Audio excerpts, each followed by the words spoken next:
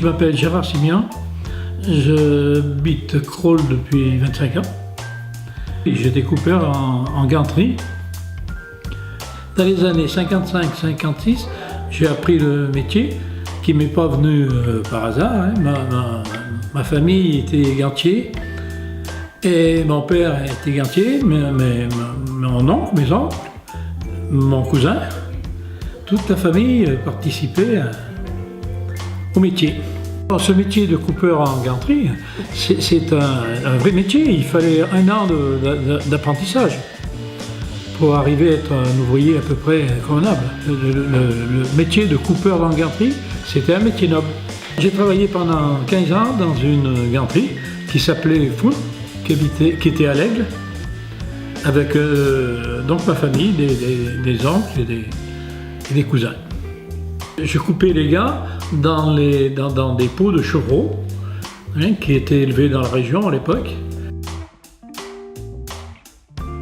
Ces pots, oui, pouvaient faire entre 2 et 4 gants. Les outils du coupeur sont le ciseau, la règle en pouce et le couteau à déborder. Il tire la peau au maximum.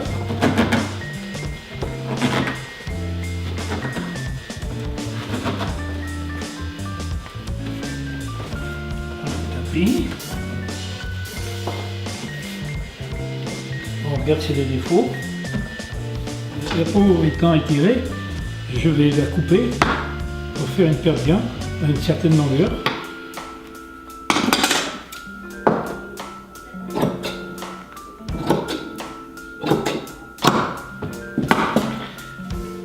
La longueur, on travaille en pouces. Là, je mets un coup de craie. Et la peau, on va la mettre au large. Ça s'appelle le dépsage. Le dépsage, c'est la mise en largeur du gant, de la peau, pour déterminer la taille.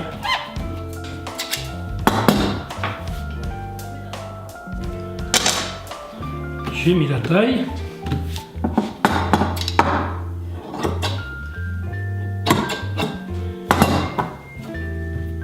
Je fournis aussi les fourchettes qui sont cousues entre les doigts, qui permettent de finir le gant.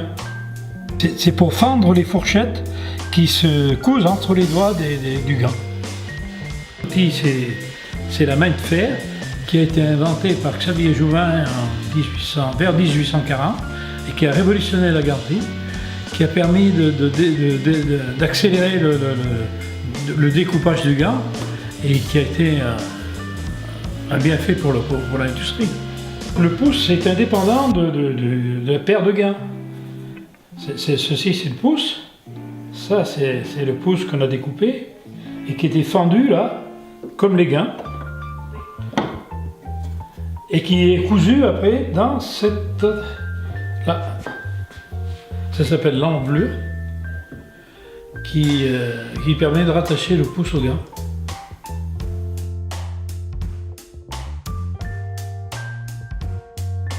Aujourd'hui, je pense, je ne veux pas affirmer, hein, mais je suis un des derniers coupeurs en ganterie dans la région grenobloise.